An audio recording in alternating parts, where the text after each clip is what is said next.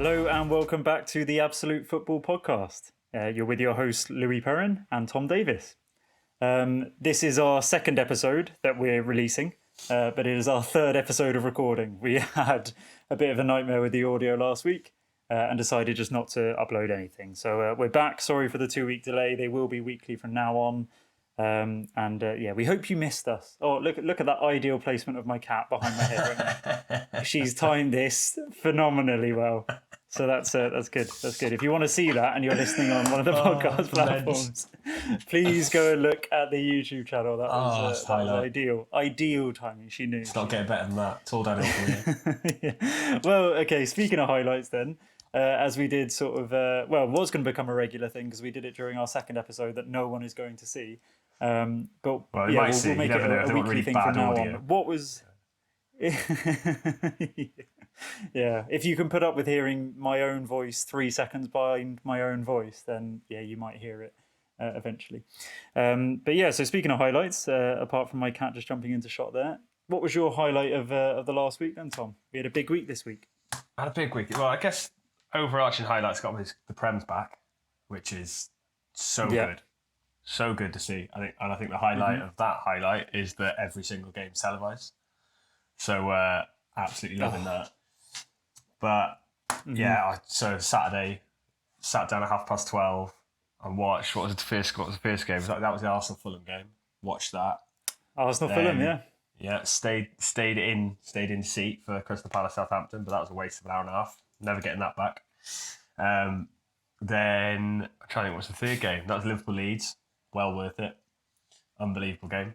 And to be honest, we got incredible game. 20 minutes in. Incredible. Yeah, we got 20 minutes into West Ham Newcastle. Like, this is absolute garbage, especially after watching Leeds Liverpool. I sat watching with a couple of non-football fans, so we decided to turn it off. But my takeaway of the weekend so far, so bearing in mind we're currently at half time in the Sheffield United Wolves game, so until Chelsea wins 7-0 later on, my current highlight of the week is going to be Everton, to be honest. I think that was the biggest takeaway for me. Sort of like the biggest shock. I think everything else was kind of, so far, has been what you'd expect. Even the Leeds Liverpool one. When you say a shock, what about Everton was a shock then? Just they dominated Spurs, I felt, for the whole game. Well, the bits I watched anyway, they just absolutely dominated them. That midfield, just Spurs were never in it at any stage. James just looks, surprisingly does look different level to everybody else. He just stood out straight away. Yeah, he did. 12 million as well. That's incredible. Scary.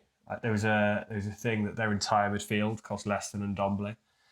So that's Alan, Decore and James Rodriguez cost less than Ndombele. That's brilliant.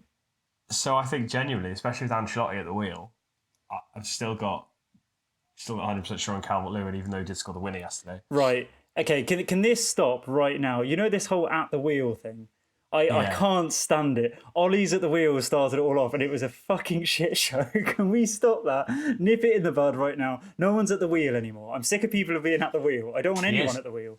Ancelotti's driving the bus. Ancelotti's driving the bus. He's driving the team bus back up to Liverpool after that game. And he's just a class manager, isn't he? You look at what he's done when he took over Christmas last year. The business they've done as well.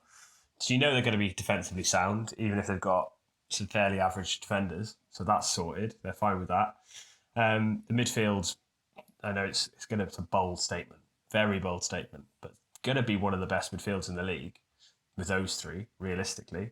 I mean, Alan is an incredible signing because I think he was linked with Real Madrid a couple of seasons ago, even a couple of transfer windows ago. He was the midfielder for a period where everyone was after him. And he was part of a Napoli team that finished second under Sarri, and ran him close. They were a good team, and that was only 3 years ago. So yeah, I think that's been the biggest highlight for me, is that, oh crap, there's another team that might finish in the top 6 now, and I've got my predictions for the league here. Where did you have them? I had them 8th. Below Leicester, but I feel hang on, was our predictions for the league was never aired, was it? No, it wasn't. We'll have to do it back. Well, maybe not actually, because I can hide behind these now. But Yeah, I had Everton as 8. And after that, I think they could do some serious damage this year and make things a little bit interesting. Like I said, Ancelotti's at the wheel now. So I mean, hang on, are we getting a bit carried away here? It is Jose Mourinho's Tottenham, who, let's be honest, I mean, the Amazon documentary has made them look a very good side after he took them over. But from watching them last season, I didn't think he made them better. I thought they played way worse football, and then they got lucky with a few results. I mean, are we making it a bit of a huge thing against a Jose Mourinho team, which in the modern day is no longer a scary thing? That's not a scary prospect anymore. it's not scary, but it's effective. Is it? Well, name a club that he hasn't won a trophy at. Yeah, okay, fine. But When was the last time? Let's be honest. Spurs won an FA Cup? When was the last time Spurs won a European trophy? He did that both with United. With, let's be honest, pretty average team. He did that thing where he said that finishing second with United was the best thing he'd ever done in management. A little bit tongue in cheek, admittedly. But he did quite well with a fairly average team. yeah, but there was no one else challenging. Like, he finished second to Man City that season. There was no one else challenging. Yeah, but that's No other teams were good enough to even come close, and they didn't challenge. They didn't challenge City. Yeah, they but were they the did best well. of a bad bunch. I think they did well. So I'm still classing it as, again, it was a few years where there wasn't very many good teams, and now we're in a situation where we've got 6 or 7. But let's be honest, at Man United, right? He won a trophy, but didn't he win a trophy? No. Europa League, yeah. No, he won the FA Cup. I thought Van Gaal won the FA Cup. Pretty sure he won the FA Cup. With him. I don't think it was Mourinho. I think it was Oh, Van maybe Gaal. it was the I League might Cup be then. wrong. Might be the League Cup then. But I know pretty sure he won 2 trophies with United. Was it 2 trophies? Was Yeah. it? But even then, that, like, for a Mourinho, if we're talking Jose Mourinho, he'd go into a club and you're guaranteeing first 3 seasons 2 titles and at least 2 domestic trophies and potentially a Champions League. That's what Jose Mourinho guaranteed you. Yeah, not when he's. It's going back to that argument. So he's no longer scary. I used, as an Arsenal fan, coming up against a Jose Mourinho team, which was usually Chelsea. It was terrifying. Yeah, it was terrifying. You'd be sat there going, please, just not 6-0. I beg you, just not 6-0. It was never going to be 6-0. Now Mourinho. it's like never going to be 6-0 Mourinho. But that, it was. You beat us 6-0 with Mourinho. Salah scored and Oxlade-Chamberlain got sent off Was that instead of Mourinho Kieran team? Giggs. Yeah, that was a Mourinho team. Great game. That was the Wenger Mourinho push. You'd love to see it. You'd love to see it. Fair enough. That might have been a one-off, but he didn't score many goals generally. But that was more of a. He had a team around him. Admittedly, his second stint with Chelsea was way more impressive than the first, just because we were just buying everybody first time round. And then I guess Porto was impressive. I guess, yeah, maybe he's gone off the ball then. Maybe I'm giving him too much credit because of the documentary. Yeah, and that's the thing. Like, I do give him a lot of credit. I have huge respect for him and everything that he's achieved in football. And you know, he pulled Arsenal's pants down for 5 years or something. Yeah, so I can't say he's not a good manager. But I feel like he's just not kept up with the shift. You know, the last 5 years, his style has gone. And it just doesn't seem to be that effective anymore. So when, like, you know, when you were saying they don't play as good football, but they're more effective, I can't agree with you. I think that's nonsense. They're nowhere near as effective as they were under Poch. I know you're going to say, oh yeah, but when Poch left them, he was this place in the table. But we're talking longevity. You know, everyone has a bad sort of start to the season, and it was so clustered at the time that he easily could have regained it, but they just lost faith. Yeah, they weren't far off. I think they were 2 or 3 wins off us at Christmas. Exactly. So they were table, but the points in the table they weren't far away. Position wise, they were miles off. Yeah, but it was so close. yeah. I remember Arsenal switching from like 5th to like 14th in a weekend. Yeah, it was ridiculous. You know, yeah, it was pretty mad. Nobody was doing well. It was Liverpool, City, and Leicester running away with it, and everybody else kind of trying not to finish 4th again. No, exactly. Well, I'm sticking with Everton. Sorry, anyway, so your favourite thing was no. I think you might be right. To be fair, though, I think you're probably not wrong. I think it's been interesting to see where they both go now in the next 5-6 games, because Spurs have, in theory, got an easy run of games. I mean, whether that actually comes to fruition, we don't know. But if they're awful for the next 5 to 6 weeks, then okay, maybe Everton aren't as good as we thought. I don't know what Everton's fixtures look like, but I thought they looked very good, and especially Hammers with that midfield, I just think looks dangerous because he did just look a step above everybody else on the pitch, and that's playing against Dele Alli, Son, Kane. Admittedly, they brought on Sissoko for some dynamism, but and Ndombele. Yeah, not the best. Okay, like the midfield isn't the best for Spurs, but yeah, I thought Everton just looked really good. What about you? Yeah, no, I agree. To be honest, and my highlight of the last week was Leeds. I just thought that was such an exciting game. And if they're going to Anfield and doing that, I know there was like a few individual mistakes and things like that came in, but I just thought to watch a game, well, 2 penalties, and I didn't think the first one should have been a penalty anyway, but there we are. Right, you can't just go out defending like this. It hit his knee. No, it hit his knee and then hit his arm. Yeah, but he's out like this. Keep your hands by side. It hit his knee. Keep your hands by side. But the rule is if it hits another body part and then hits your arm, then it's not a penalty. Body's in an unnatural position. Fine, but the rule is that if it hits another body part and then hits your arm, so it deflects up off another body part and hits your arm, then it's not a penalty or it's not a handball. That is no. I'm not. I wasn't arguing it. That is the rule. So it couldn't have been a penalty. But anyway, it was given as a penalty. But I just thought the actual overall game and the way that Leeds approached it, I just thought was so exciting, so exciting. And a lot of people said a similar sort of thing with Norwich. But Norwich were nowhere near as dominating for long periods of a game. I mean, Leeds really had Liverpool on the ropes quite a few times. Leeds had more possession as well. 50% possession. This is what I mean. And so to see Bielsa in the Premier League, I mean, I'd be surprised if he stayed at Leeds if they do well. I'd be surprised if a bigger club didn't come calling. I can imagine, let's say Tottenham, because again, I do think Levy wants to win things in style. So if Mourinho was to eventually go... You can't say that. Win stuff, just win stuff. Like, you've got to finish it there. Well, yeah, he wants to just win stuff, yeah. But I think if you'd given him the option, win stuff with Mourinho, win stuff in Poch's style, he would have gone for Poch. And Bielsa is, a god to Poch and Guardiola and Arteta and all of these ones. So I can't imagine he will stay. Although he does love a challenge. Well, Spurs is a challenge. Yeah, exactly. Especially if they're 14th or 13th at the time. Yeah, exactly. But I just think, they're such an exciting addition to the Premier League. I'm really looking forward to it. From what I've seen from the opening, game in the opening game week, I am just really looking forward to the season this time round. I just think it's going to be such a competitive league this year. And I know that everyone says, it's the most competitive every year. I think this year just has a feeling about it that it's going to be pretty wild. Yeah, my predictions of Chelsea finishing third and me and be thinking United were dead set for fourth is kind of been all blown out the window, I think now. It's going to be... From what you've seen in the first week, is it? Yeah, I expected Everton to be the same. But I guess in theory Everton are just replacing Spurs, aren't they? Possibly. But yeah, on the back of Leeds though, like you said, it's the Norwich thing from last year.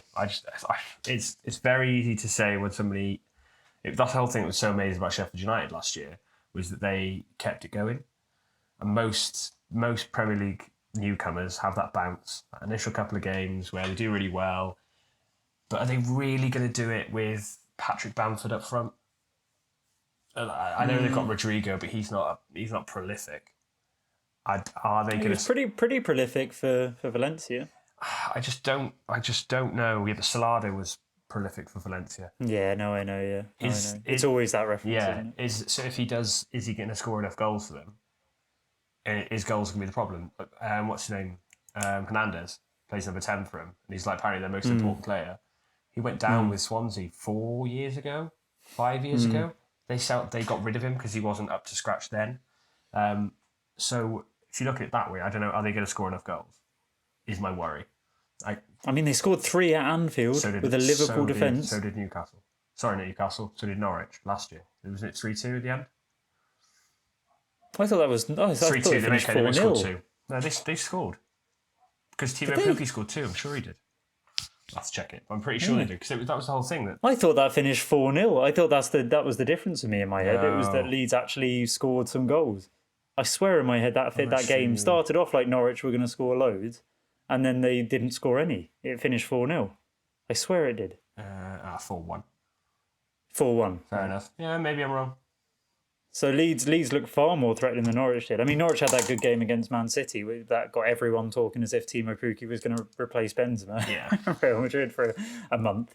And then it kind of, tailed off. But yeah, I just thought Leeds they were definitely my sort of highlight of the week. And I just think not just specifically them, but I just think the Premier League being back and the fact that it just looks so exciting. I just can't wait. I can't wait for the rest of it now. I'm loving the all televised games. I hope that continues. Oh, incredible! Yeah, me too. Great stuff. Okay, so obviously there was a lot of highlights last week and the week just gone, and many things that sort of took a lot of attention. But who would you say sort of stood out to you then? You said James played really well for Everton, and that you were impressed by the way they sort of set up. Who would you say sort of stood out as your like star of the week then? Mo Salah all day. It's got to be, isn't it? I know he scored 2 pens, but he looked horrifically dangerous. He just looked ridiculous, I thought. And that what's annoying is my comeback then was going to be, but it's against Leeds, even though I've just spent the last 10 minutes picking them up. But if you his second goal, I mean, that's a silly finish. Yeah, atrocious. Yeah, and his first pen as well. I know it's a penalty, but as soon as he's hit that, you're like, oh God, he means business this season. It's not like a little, let's just see if I can get it at the corner. He has given that 110%. So he just looked dangerous. I think Liverpool would have been, without him, I think Mane didn't look great. Firmino, again, 0 goal threat. So you take them out of it, and I think the good thing that you've got with Salah at the moment is everybody was doubting him. Everyone was doubting, like, it's all like, okay, they're going to sell one of them and replace him with somebody. Are they going to sell Salah because maybe he's a little bit older, they'll probably get a bit more money for him. And he's come in there and gone, no, I'm still the man. And he just looked immense. And the fresh haircut looks pretty good as well, to be fair to him. Yeah, no, big fan of the reduced afro. Can't disagree with any. So I've got, and maybe it's because my head's getting skewed because of fantasy football, and a couple of my people in our league had him as captain. So it's like, it's so frustrating that I thought I'd picked an absolute banger of a team, which I did. If I'd have included Salah, I'd be top. Yeah. So, but you didn't. So. Salah's my star of the week. For those reasons, like I said, I just think he looks pretty good. What about you? Who's your number one? I've got a few. In my mind, mainly centered around Arsenal. I won't lie to you. I'm going to say Willian. But I'm gonna pick. Yeah, I am gonna pick Willian.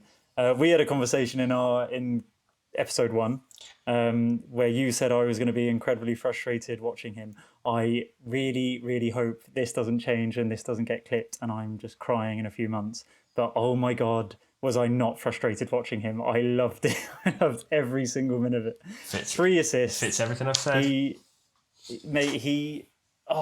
assists. It was just like, usually we get the ball to Aubameyang and hope something happens. It actually felt like we had another option going forward. It didn't really matter if we went left or right.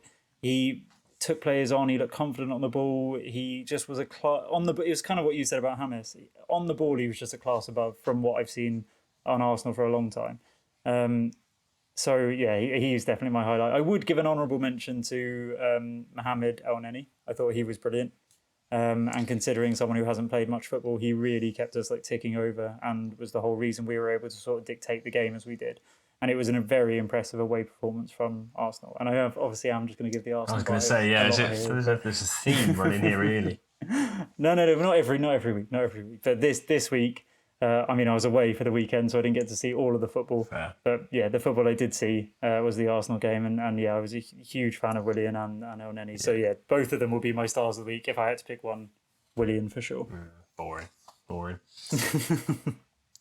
Thing is, though, if we recorded this later on tonight or tomorrow Havertz scored like 2 goals, are you telling me he wouldn't be a star of the week regardless of what Salah did? Of course he would. Exactly. Who?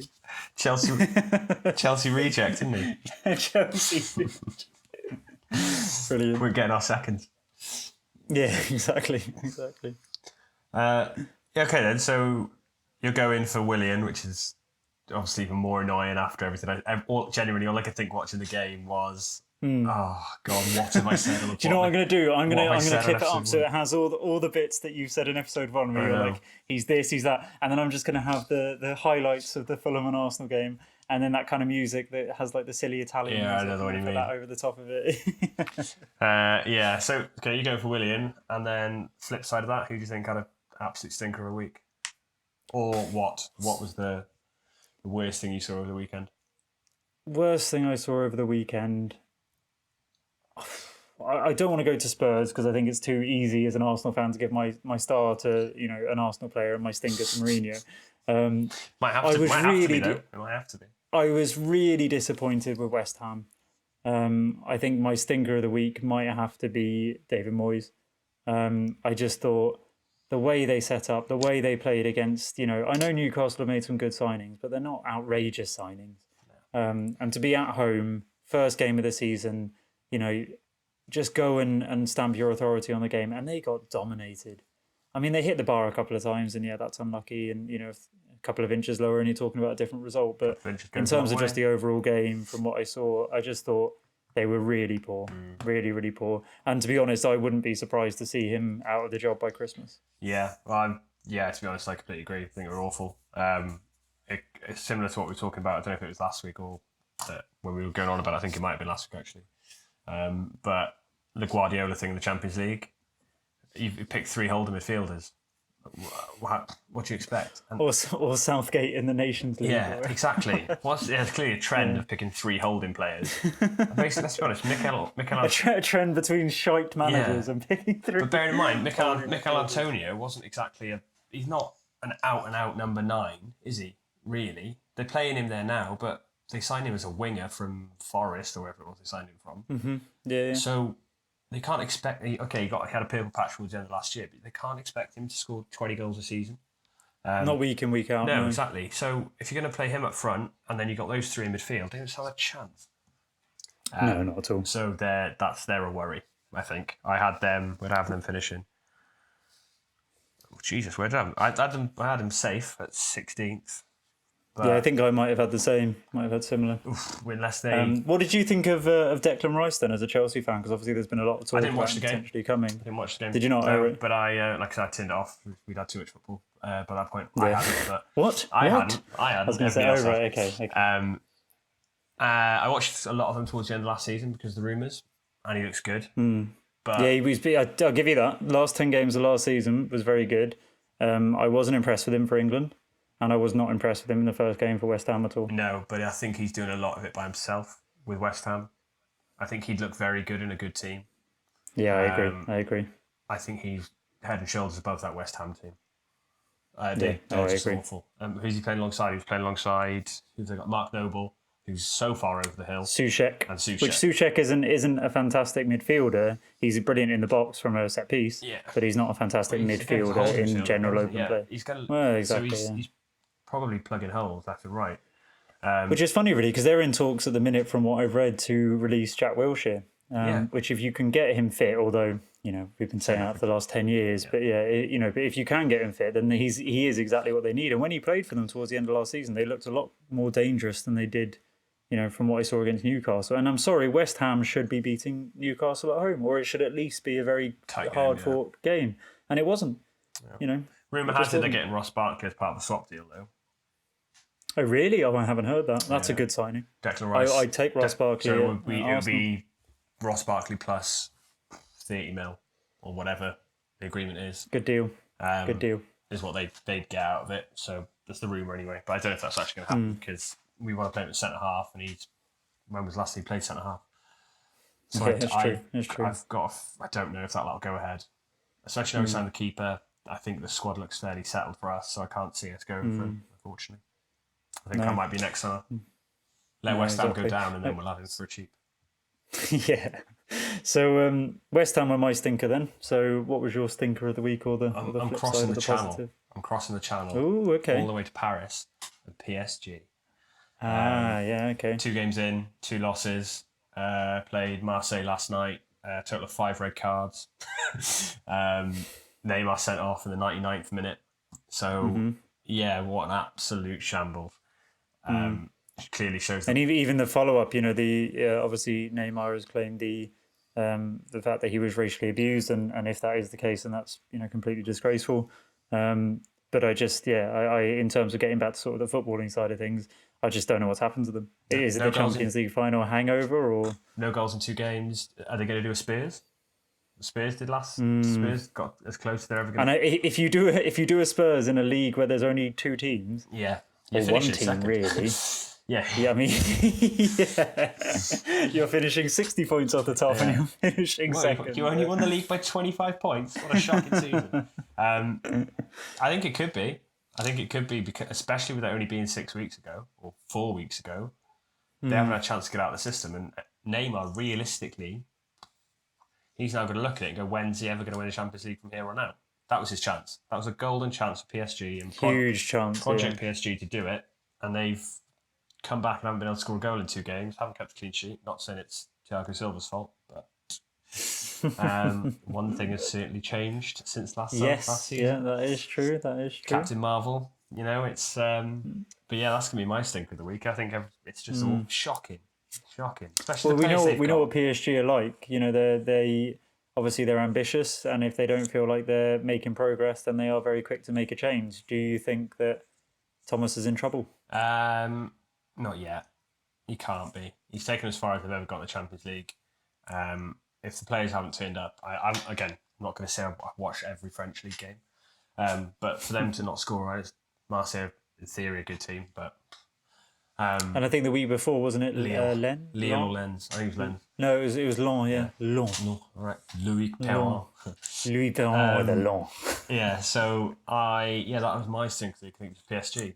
I think it could be a Champions League hangover. I think that's very likely that Neymar and Mbappe and all those players haven't had a chance to get that off their chest, because that must be crippling, especially being that close and all the hype around this. Because weirdly, Bayern Munich were viewed as massive favourites, but all the hype was PSG going into it. Yeah, it was this is Neymar's chance, and Mbappe's now going to be the. I think it's because, from my point of view as a fan watching it, it was how high how high Bayern Munich played in terms of a line, and you're thinking Neymar and Mbappe's runs, Di Maria's creativity, Di Maria's runs from deep, Verratti picking those balls up from deep. I was expecting that either Bayern, won quite comfortably, or it ended up being a PSG sort of 3-4-5-0, because if they got that right, they were really, I know that Bayern have, Alphonso Davies on one side, but they got Kimmich on the other. If I was in that game, I would have put Mbappe over the left and just go run at Kimmich all day, just running behind that defender all day. I agree with you. I think that was their golden opportunity. I think there is a bit of a hangover. How can there not be? And I think we sort of spoke about it on the episode that never went out, but that's almost what made Liverpool so impressive. Was that after they had that loss, they came back again and they went again and they went and got 98 points that season or whatever it was, and didn't win the league, and then they went again and they won it in the end, and they had the Champions League as well. It's a big thing mentally to be able to come back from that and still go again and sort of challenge on all those fronts. Yeah, so and they didn't have the mentality for it, and that's always going to be the problem with Neymar, isn't it?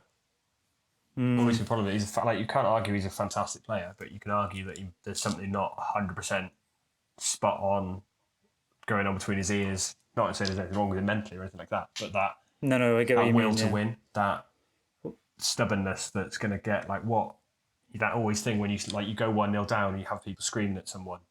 What Jordan Henderson brings to Liverpool, what Virgil van Dijk appears to bring to Liverpool, that heart, that grit, that horrible stuff.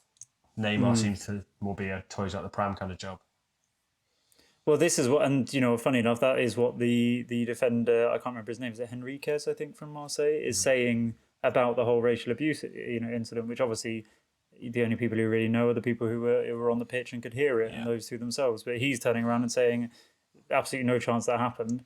That is Neymar throwing his toys out the pram. And it's not like I can find that unbelievable. No, not at all. For Neymar, I can see him doing that. I think it's disgraceful if he is, and I think it's disgraceful if it has actually happened as well. But it's one of those ones that, like you said, with him, you don't always know what you're going to get, and you don't really know what to believe sometimes. No, you don't. And it is a shame because they're such a good team. But so him individually is such a good talent that you just feel like there's that bit of his game missing to stop him from being a legend from the ages. If you like. For not being worth 200 million, I think that takes a lot of it off for me anyway. Yeah. But outside of that stinker, what do you think of the new teams? Yeah, well, I mean, obviously, one of my highlights, not my highlights of the week, but one of my highlights of the week, was Leeds and the way they played, and I think the promoted sides this season is going to be an interesting ones to watch. I mean, we've sort of covered off Leeds a little bit, but I think the way they play the game, I think they're going to batter teams, and I think they're going to get battered. Yes. I can see Leeds losing some games 5-6-0, and I can see Leeds winning some games 5-6-0. And I've never seen a team like that in the Premier League since probably Blackpool.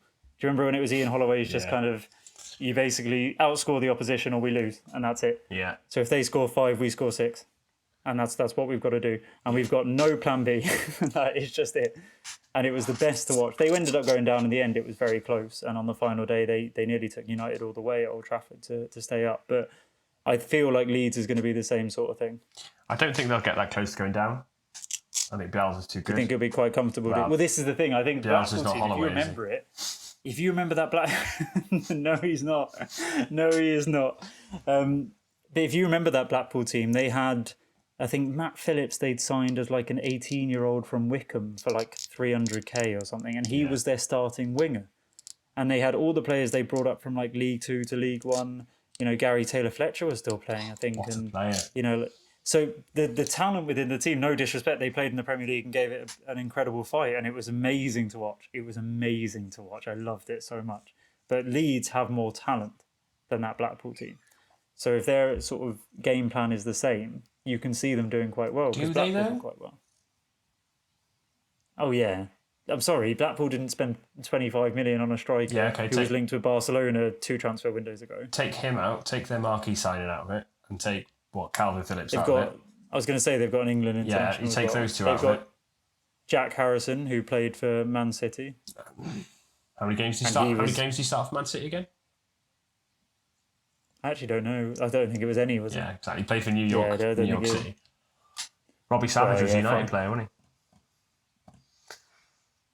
Yeah, but he didn't play for Blackpool, did he? No, but what I'm trying to say is you're using the fact he played for City as a good comparison. Well, fine. He was on the books of City, and he also looks a very good player. Yeah. He looks, and he scored a fantastic goal. Helder Costa? I think he was at Wolves, wasn't he? And he was playing in the Premier League. They got, like you said, Pablo Hernandez, who's got a bit of experience in the Premier League at least. He's playing a very different position to the one he was playing at Swansea. That suits his age and his qualities a bit more in terms of his sort of how he fits into the Premier League. I feel like they've got... I mean, they certainly look like more talent than Blackpool. I think it's a good system. I think it's Bielsa. If you heard that, I don't know if you've listened to the Peter Crouch podcast, but there's a bit on that where he's talking about when Stoke signed sort of quite a few flair players, and they had like Shaqiri and Arnautovic, and they'd sort of Bojan, I think, Dutch and one? they Dutch one. Plays for Barcelona. Can't remember his name now. He plays for Barcelona Used to play now. for Barcelona. Oh, is it the Spanish Muniesa? No, I can't remember his name now. Well, yeah, but they had all these things, right? Yeah. And he talks about when Ryan Shawcross, as sort of the dressing room spokesman, goes into Tony Pulis and says, "Boss, we've got some better players now. I think we can play a sort of a better system, whatever." Tony Pulis apparently word for word said, "Fuck off, Ryan. You've got your shit players in a fantastic system, and that's all you'll ever be." I thought that was so good. It's like such an arrogant manager thing to say. My system is what makes you Premier League footballers. You're all shit. Leave my office. I love it. And get out. That's amazing. It's so good. So yeah, I can imagine. What makes that story even better is how much he looks like the bad guy from Noddy. Like the little gremlins from Noddy. Oh, that's amazing. So good. So I can imagine one of the Leeds players in about 18 months' time going into Bielsa and saying, "Boss, I think we can play a little bit more structured, maybe not as open, and we'll really dominate games." And him just going, "Fuck off. Your shit players in a fantastic system." That's an amazing quote. Yeah. But yeah, I think. So what did you think of... go on, sorry. Yeah, so I think Leeds were pretty good. And I think I had them at, where have I gone, 13th. I think that's a good shout. I think I'll stick by that. Quite a good shout, I'll stick by that. Yeah, I think they look good, but I think again, it's Bielsa's the same manager more than them having great players. I think they're still a championship team. Whereas I think when Wolves came up, Wolves looked like I think Wolves had a better squad when they came up. Yeah, I agree with that. So Wolves had players that could go and play in Inter Milan. Yeah, well, they had Ruben Neves, didn't they? Who was the youngest player to ever youngest. Didn't they have Diego Jota as well? Yeah, in the Championship. Adama Traore in the Championship. So they had a lot of the players they've got now. Jesus. In the Championship, Conor Cody I know at the time, but now he's an England international. They had Dendoncker the first year he came up. They had all these players. They had Johnny. They signed from Atletico Madrid, I think. They had Jan Moutinho that first year in the Premier League. They had an unbelievable squad. I think to compare them to Leeds, I think it's doing Wolves a disservice.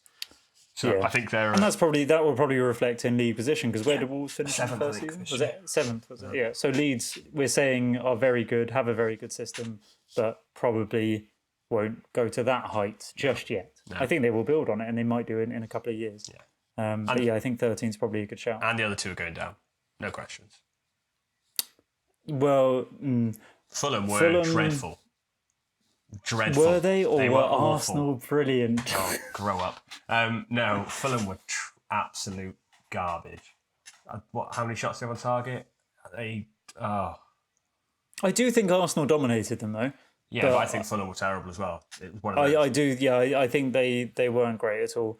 They had their spells where they looked decent, but the only real chance they had where I actually kind of got a bit nervous was when our own player passed it back and Gabriel left it in the opening minutes, and Kamara nearly nipped in. Yeah. Outside of that, I didn't feel under pressure at all.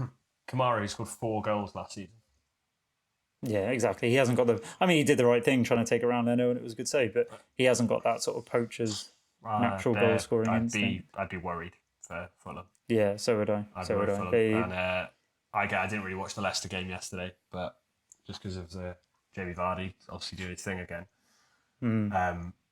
I'll let them have a game off, because it's a team who realistically were probably last year from the full 38 games across the season. I know the table says something different. They were probably the third best team in the league with Vardy firing, weren't they?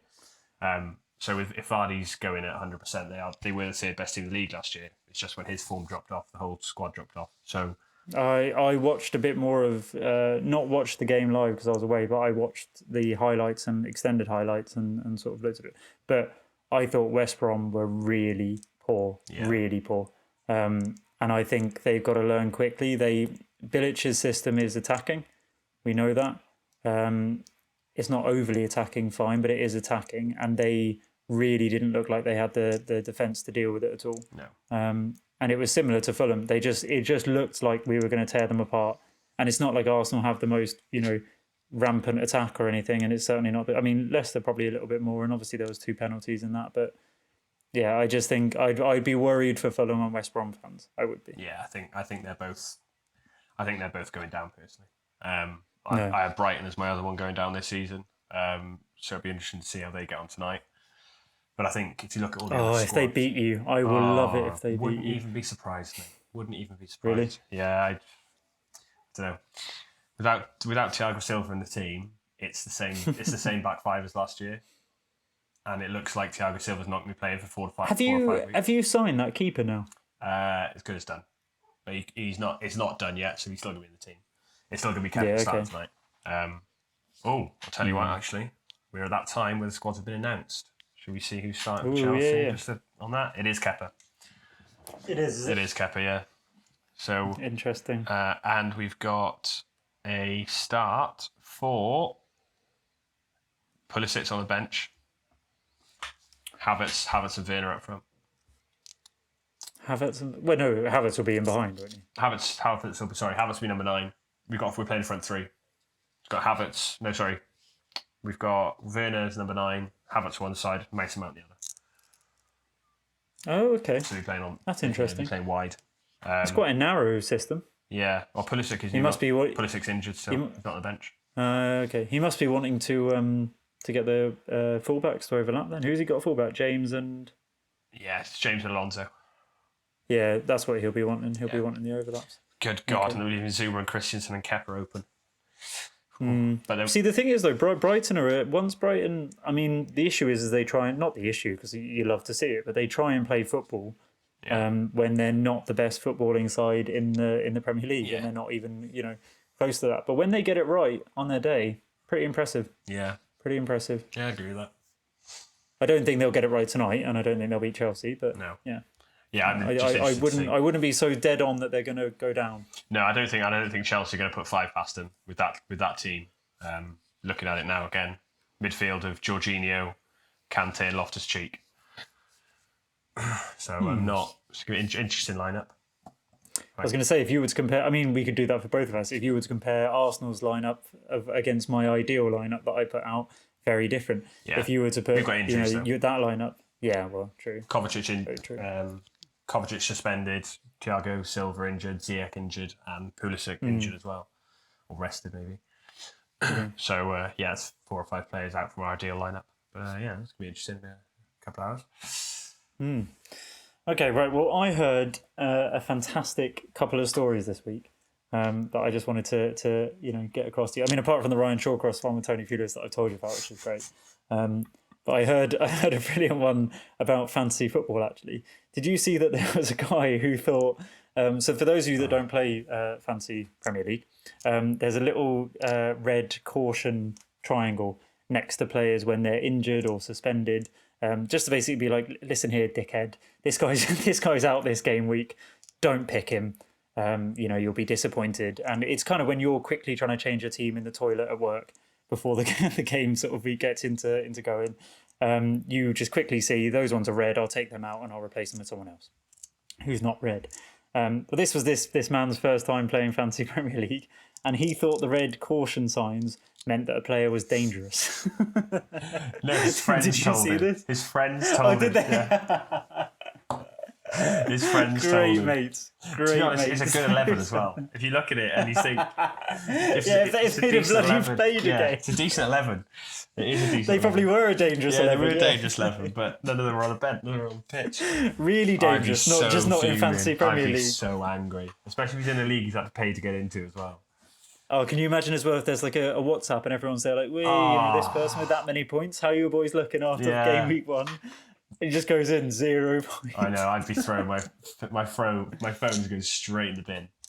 That's it, I'm moving house, I'm getting new friends. Absolutely no chance. I'd be absolutely devastated. But the other story that I read this week is actually taking it way back. We've had fantastic weather in Wales today, it's been boiling.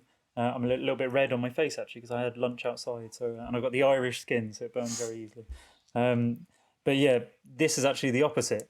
So it's to do with when back in olden times, and if I was to say this date to my dad, he'd shout at me because he was only born the year after. But in 1945, right, Arsenal played a friendly against Dynamo Moscow, right, but not in Moscow, actually at White Hart Lane, in 1945, right. And it was only a friendly, but there was basically a lot of players urging them to call the game off because it was incredibly foggy.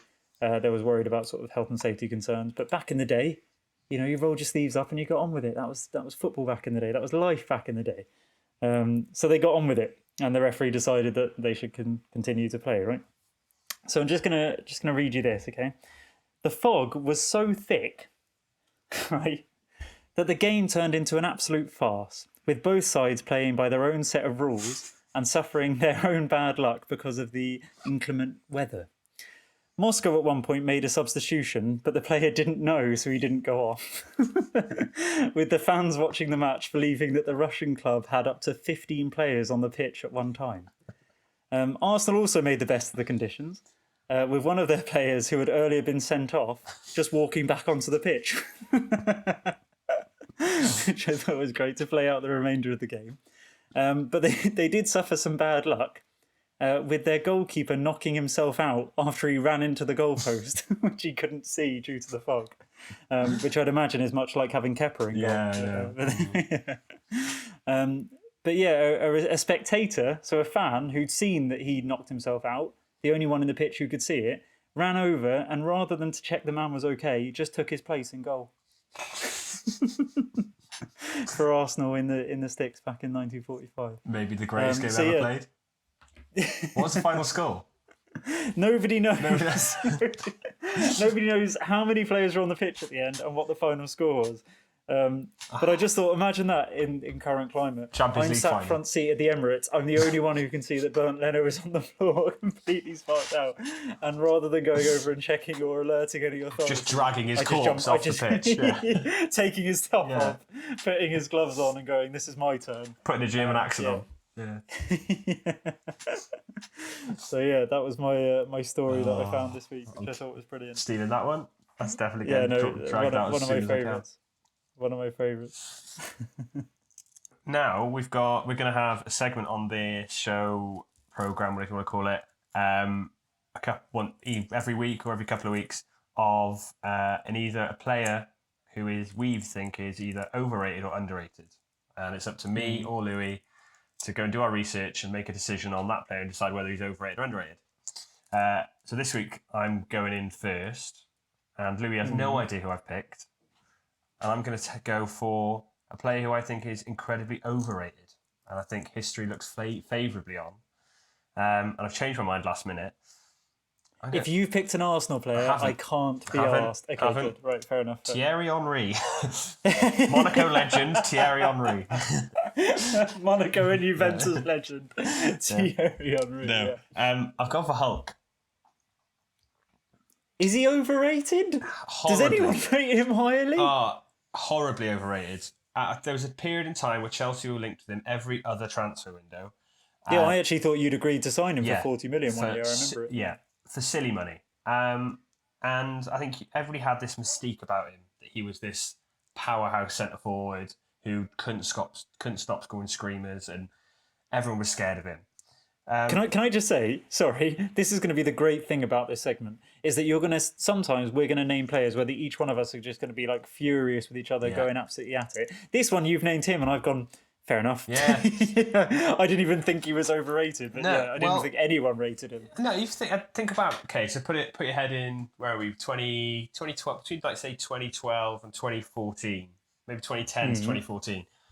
Chelsea are after him. He's getting linked to all these teams. Everybody thinks he's the best thing since sliced bread.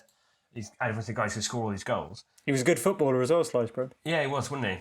So was Stanley Matthews. But I look back through his stats, and he scored over 20 league goals only 3 times in his entire career, 2 of which were in the Japanese second division.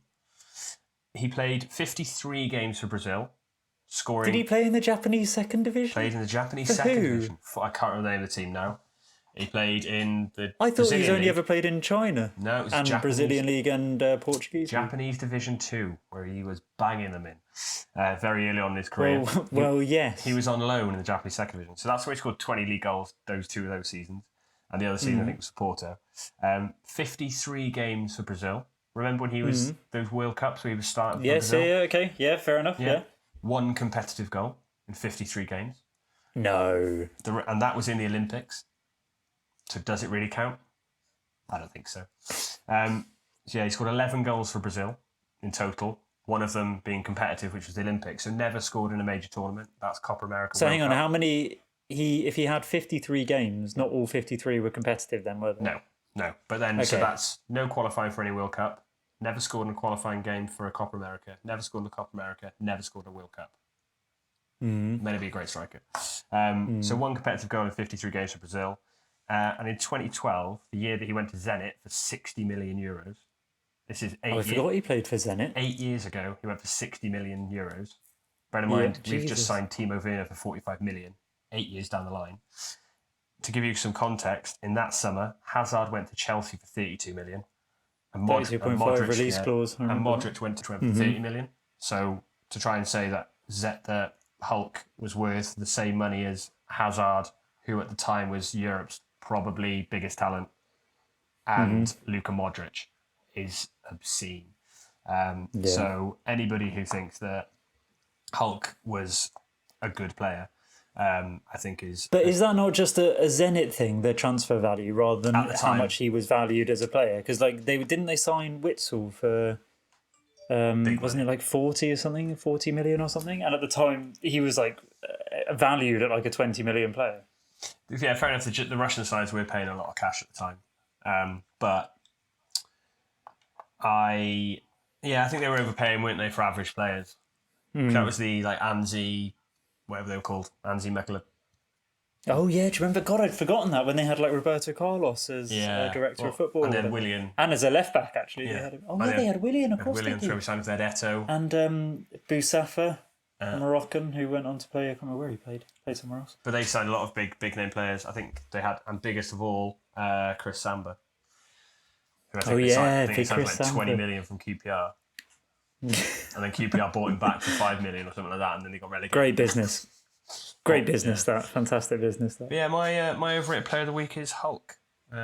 I don't think. That's an interesting one. Yeah, I mean, to me, I've never rated him that highly, but the more and more, I suppose that's just from a personal point of view, the more and more you're talking through his stats and time, there was a time when he was Brazil's main right winger. And, Brazil, although I do always find that with the Brazilian national team, some of their selections are really weird. Maybe we can do another episode about that where we actually look into it a bit more, because I always find that it's almost like a loyalty thing. They almost get into the Brazilian team, and then regardless of form or anything like that, or form of others, they just play. Like, I swear, Fernando. Do you remember the centre mid who played for Man City for a bit? I swear he still plays for them or something. And there was Felipe Melo as well. Oscar played for them way too long.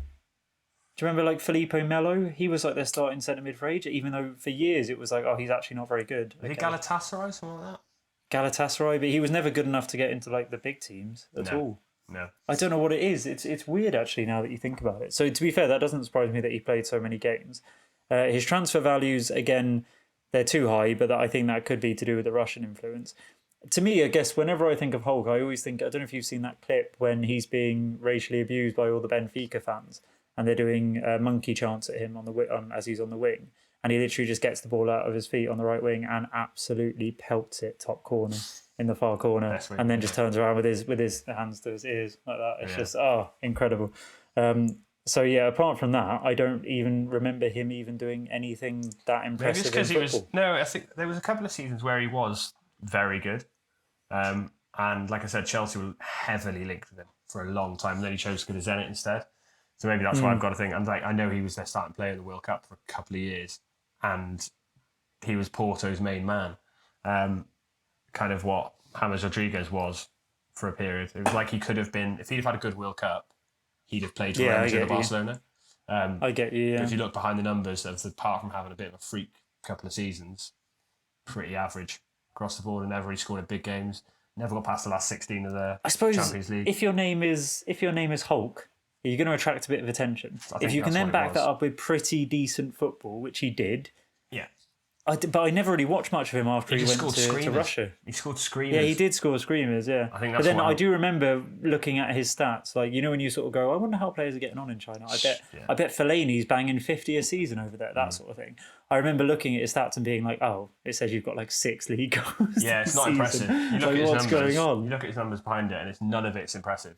But is it because the money's just so big he gets over there? Just because I just don't care. Don't care. Yeah, could have been, to be fair. Yeah. So what was it? He did. Who is this? Yeah. So at Zenit, he scored 56 in 97 games, which isn't bad going, and he was. That's very good. Yeah, similar return for Porto. So if you look at it like that, it sounds really good. But I don't know. I just don't think he was ever all that. I think he had a screamer in him. Well, no, I mean. And this is one that I won't be massively disagreeing with you on, because I never rated him that highly anyway. But now that the more and more you're talking, I do understand why you think he's overrated, and I'd probably agree with you. Yeah, I don't think he's that impressive of a footballer, and he is actually a bit of a sort of FIFA football manager. Exactly. That kind of legend, I guess. I reckon I'd be interested to see what his highest FIFA ranking was, because that's the thing, because he was that quick player who had good long shots, everyone would have picked him in FIFA. So he had that. Let me see. Yeah, so I'm trying to look now. Hulk's highest rated FIFA. What do you reckon? Before you. Okay, I won't look then. I reckon highest. I'm trying to think. I reckon 86. That's exactly what I was going to go for. He was in 2016. He was 84. So yeah, 84. That's his highest. Highest he got. But yeah, I think he had a lot of hype around him for a couple of years, and if he'd have had that move to Chelsea, I think it would have been another one. Well, no, he's probably just a failed wonder kid, like an Alexandra Pato. Oh God, that's a great topic. That's a great topic for the podcast. Failed wonder kids. Yeah, he'd have been a flop, but I think Hulk. There was a point where people were like, he's the one. He's a good player, and then he ended up going to Zenit instead of going to somebody half decent. I think maybe wasted his career in an average league, but I think it was a bit too much hype around the fact because he was called Hulk. Yeah, and he was strong. Yeah, if he was called, he was Hulk and he was strong. Silver, it wouldn't have been anywhere near. Phil, but yeah, Philip Silver. I don't think it would have had the same hype around it. It wasn't chiseled. So yeah, my overrated player of the historical overrated player of the week is going to be Hulk. Yeah, well, no passionate arguments this time, but I'm No. sure I mean, when you started off with Thierry Henry, I was about to go off on one then. So yeah, I'm sure there'll be ones in the future for sure. Oh, there will be. There will Okay. be. Oh yeah, definitely. Okay, so that kind of calls it a day, I guess, for this episode. Thanks very much for listening. If you are still listening, we might release that second episode that got recorded that never got released at some point. But for now, this is our second episode. Yeah. We hope you've enjoyed it. I'll put in a sort of clip now that will tell you about all the social medias. But basically, it's the Absolute Football Podcast. So come and find us on Instagram, Twitter, Facebook. Our podcast is now on every single platform, I'm told. So Spotify, Apple, Google Podcasts, it's all on there as well. And we do upload a video every week to YouTube. So yeah, the podcast episodes from now on will probably be about 45 minutes in length. I think our first one was just sort of us trying to figure things out, and it was about an hour and a half or something stupid. But yeah, they'll probably be a little bit sort of slicker now, and we'll cut them down a bit.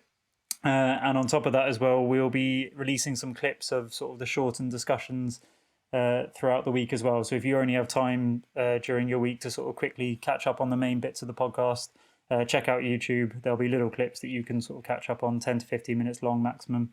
And yeah, you can stay in touch with us that way. Get in touch with us as well. Good, toilet view when you're in work. You've got a bit 5 minutes. kind of full exactly. 45 minutes, but you need 5 minutes. There you go. There. Exactly. And get in touch with us as well. We love to hear from anyone who listens to the pod. So you can actually email us. Again, top of my head, I can't remember the email, but I'll put it in here now. But yeah, email us, comment on Twitter, comment on YouTube, message us, anything, positive, Instagram, negatives, we don't care. Just Instagram, just get in touch with us. Let us know what you think. If there's anything you'd like us to discuss, let us know as well.